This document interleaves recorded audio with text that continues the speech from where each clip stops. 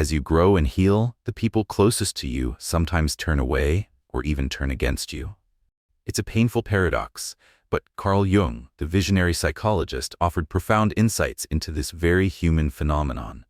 He revealed a psychological truth that can shatter your previous understanding of relationships and illuminate why your personal evolution can feel like a threat to others. Jung posited that most people will go to extraordinary lengths to avoid confronting their shadow, the disowned parts of themselves they refuse to acknowledge.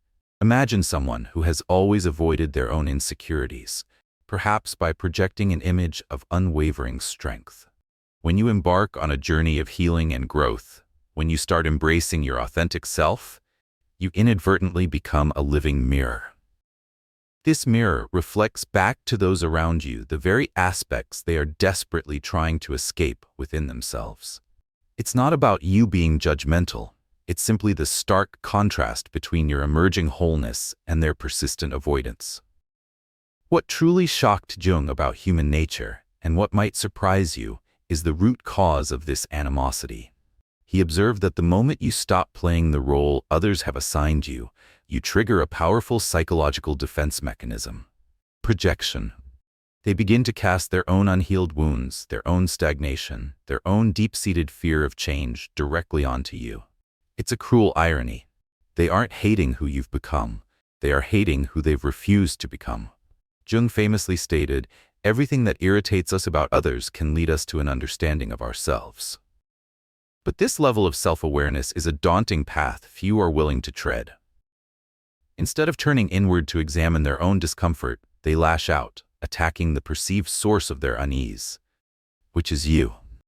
It's a deflection, a defense against the painful truth your presence reveals. Consider this: every individual carries a shadow self, a reservoir of traits, emotions, and aspects of their personality that have been rejected or denied. When you begin to set healthy boundaries, when you stop the draining act of people-pleasing, when you courageously refuse to shrink yourself to fit into someone else's comfort zone, you are, in essence, integrating your shadow.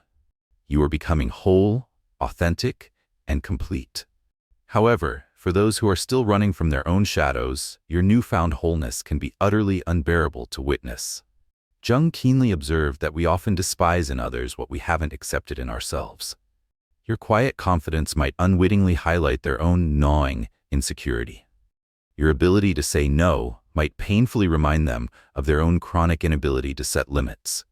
Your inner peace might serve as a jarring contrast to their own internal chaos. Your growth forces them to confront their own unaddressed deficits. And that can feel like an existential threat. But why are your family and closest friends often the first to turn against you? Jung illuminated a psychological process called individuation, the profound journey of becoming who you truly are, distinct from the expectations and projections of others. He called this process essential for psychological health. Yet he also warned that it is deeply threatening to the people around you. Why? Because your individuation forces them to confront their own lack of an authentic self. When you stop being the person they needed you to be, the compliant child, the agreeable friend, the predictable partner, and start being who you genuinely are, it shatters the very illusion they've built their own identity around.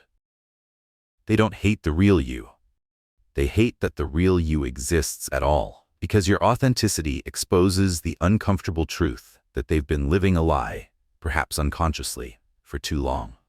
Jung's most revolutionary discovery explains why entire groups, not just individuals, can seemingly turn against you.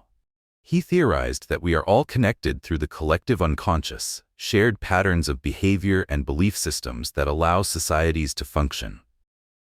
But these systems thrive on conformity, on people staying in their assigned roles, on maintaining the status quo. When you bravely break free from these collective patterns, when you refuse to participate in generational trauma, when you stop enabling dysfunctional family dynamics, you're not just changing yourself. You're threatening the entire system. Jung observed that the collective unconscious will actively mobilize to bring the deviant back in line. This is why it can feel as if everyone turned against you at once, as if an invisible force is trying to pull you back into the old mold. Have you ever had someone accuse you of changing as if it's a crime? Jung shed light on this phenomenon by explaining that we all wear masks, which he called personas, to navigate social situations. The tragic part is that many people mistake their persona for their true self. They become so identified with the mask that they forget there's a real person underneath. When you outgrow your persona, when you stop performing the character others expected, it feels like a death to them. But it's not your death. It's the death of their projection onto you. Jung remarked, "The most terrifying thing is to accept oneself completely." They are not ready for that terror within themselves, so they blame you for triggering it, for shattering the comfortable illusion they held. Jung also discovered that we all possess both masculine and feminine psychological traits, which he termed the anima and animus. Society, however, often forces us to suppress one side. When you begin to integrate both aspects of your psyche, when you become both compassionate and strong, both nurturing and assertive, it deeply threatens people who are still splitting these qualities within themselves. Your growing wholeness makes their own fragmentation glaringly obvious. Jung observed that people will often attack the very qualities in you that they have forbidden in themselves. And here's a concept from Jung that truly makes you dangerous to others: the transcendent function. Psychological growth, according to Jung, happens through this function, the ability to hold opposing forces in tension until a new, higher level of consciousness emerges. When you can embody both love and boundaries, both empathy and detachment, both openness and selectivity, you've accessed something most people cannot comprehend. This transcendent consciousness is precisely what threatens others. You are no longer predictable because you are no longer operating from unconscious patterns. You've transcended the either-or thinking that keeps most people trapped. And that level of psychological freedom is terrifying to those still caught in binary thinking. Carl Jung's ultimate insight will change how you view every person who has turned against you. The privilege of a lifetime is to become who you truly are. But he also issued a stark warning: this privilege comes with a price, the loss of everyone who was only attached to your false self. The people who hate you now are not responding to who you've become. They are responding to who they've refused to become. Your courageous healing journey is forcing them to confront their own psychological stagnation. And instead of using that as motivation to grow, they are using it as justification to attack. According to Jung, individuation, becoming your authentic self, is not just a personal journey, it's a spiritual and psychological imperative. And the hatred you might be experiencing? It's not evidence that you're on the wrong path. It's confirmation that you're on the only path that truly matters, the path back to yourself. Jung wisely advised, your task is not to seek for love, but merely to seek and find all the barriers within yourself that you have built against it. You've torn down those barriers. You've integrated your shadow. You've transcended their projections. And that, according to one of the greatest psychologists who ever lived, is exactly why they can't stand you anymore. The question isn't why they hate you. The profound question is, are you strong enough to keep growing despite their hatred?